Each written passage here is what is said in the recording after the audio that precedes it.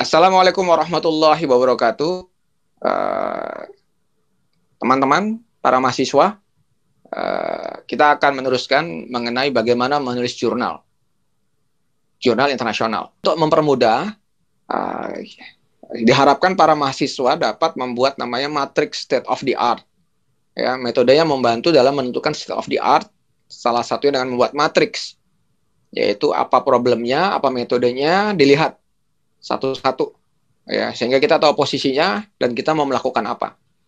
Ini contoh, waktu itu ada namanya mahasiswa doktor, Pak Sani M. Isa, angkatan 2010, waktu itu ingin melakukan penelitian mengenai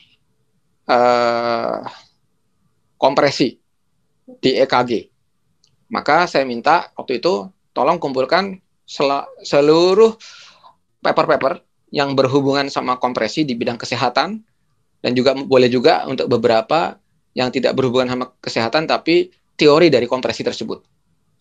Lalu kita buat, ya, siapa aja penelitinya, lalu apa aja masing-masing yang bisa kita dalamkan dari sisi contohnya, ya, metode intersample decorrelation-nya, apakah interbit decorrelation-nya, atau entropy coding-nya dan sebagainya. Kita lihat berdasarkan tadi, ya, transformasi sistemnya dan sistem modelingnya. Dikumpulkan dari paper-paper terakhir dari jurnal Q1 atau Q2, konferensi yang terbaru, dan dari textbook yang dipakai oleh mayoritas universitas terkenal di dunia. Jadi sumbernya pun juga harus bagus, terverifikasi. Lalu kita buat matriksnya, posisinya, dan sebagainya. Akhirnya Pak Sani mengambil kesimpulan, penelitian dalam kompresi data ECG, EKG, multi-channel termasuk sedikit. Masih open problem maksudnya. Ya, tidak lebih dari 20 yang khusus ke sana.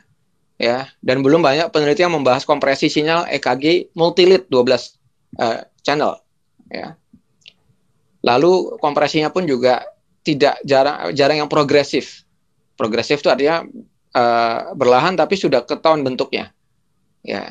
Lalu belum ada yang pakai metode 3D SPIHT. Walaupun 3D di SPIHT ini ada beberapa buat di image dan sebagainya, tapi di dalamnya ada beberapa mendefinisikan 3 dimensinya itu belum secara detail. Jadi itu sehingga Pak Sani berani untuk berjalan ke sana.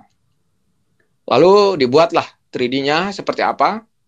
Ya, mengambil dari beberapa peneliti, lalu dia tambahkan jika diimplementasikan di EKG. Setiap tahapnya ada satu hal yang baru tetapi bisa diverifikasi. Ya, ini contohnya dari multi channelnya, kompresinya, ya, dan hasilnya pun di-compare dengan beberapa, ya, minimal bisa lebih dari beberapa parameter. Jadi nggak perlu semuanya menang, ya. Tidak ada algoritma yang bisa menang dalam segala hal parameter. Tetapi yang penting kalau kita bisa menang, bisa lebih bagus, kita punya analisa yang dalam dan dapat dihubungkan dengan teori. Seperti itu. Baik, setelah kita tahu, setelah kita mendapatkan namanya state of the art dan sudah ada hasilnya, maka kita bisa menulis. Ada bahan yang bisa kita tulis. Tapi sebelumnya kita lihat dulu tahapan tulisan artikel, yaitu tadi persiapan. Penelitian sudah harus ada, lingkungan penelitian, topik penelitian, rancangan eksperimen, dan sudah ada hasilnya, dan sudah tahu posisi state of the art-nya. Nah, mungkin kita akan mengenai pengiriman paper, bagaimana memilih jurnal, memilih artikel, dan ada review dulu, serta membalas hasil reviewnya. Ya, ini persiapan, ya. Lingkungan penelitian, ada pembimbing memiliki banyak publikasi ilmiah yang konstan, lingkungan yang kondusif, ya, memungkinkan dilakukannya penelitian yang baik, ya, punya tim, punya teman yang diajak diskusi. Lalu juga topik penelitian juga harus originalitas, state of the art-nya ada.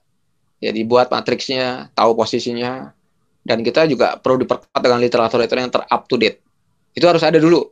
Itu persiapan yang harus ada sebelum kita mau mengirim ke beberapa jurnal internasional. Lalu juga ada rancangan eksperimen, sehingga nanti kita menulisnya sudah ada gambarannya, sehingga kita menarik benang merahnya pun mudah. Lalu apa itu isi? Kita juga harus tahu apa itu isi artikel ilmiah. Ya, kita harus sesuai dengan formatnya. Ya, biasanya pendahuluan, yaitu ada latar belakang, rumusan masalah, related work atau posisi dalam penelitian, analisis solusi, mungkin sebelumnya juga ada dasar teori apa yang kita propose dan evaluasi terhadap solusi tersebut. Ya, lalu kita juga harus tahu paper submission ya. Bagaimana tadi penulisan artikel ilmiah mengikuti format. Nah, formatnya harus betul sesuai.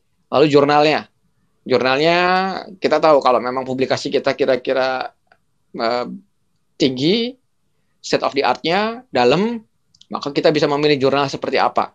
Biasanya kita melihatnya di impact factor-nya. Tapi kalau terlalu sulit ya, untuk mahasiswa mungkin tidak terlalu mengejarlah impact factor karena terlalu sulit.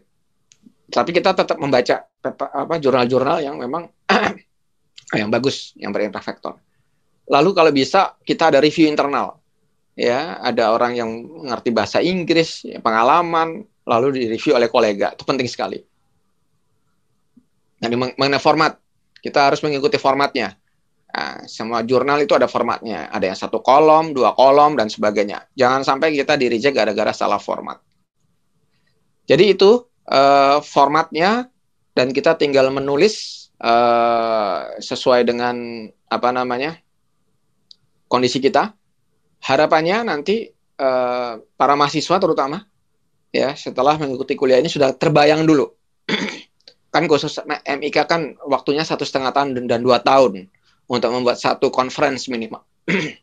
Untuk DIK waktunya 3 tahun untuk menulis 1 jurnal. Saya rasa cukup jika Mas sama Mbak menulis dengan baik, mempelajari dengan baik, dan mempunyai target dan time schedule yang disiplin. Baik, terima kasih. Mudah-mudahan Mas sama Mbak bisa mempunyai publikasi yang sangat baik. Terima kasih. Assalamualaikum warahmatullahi wabarakatuh.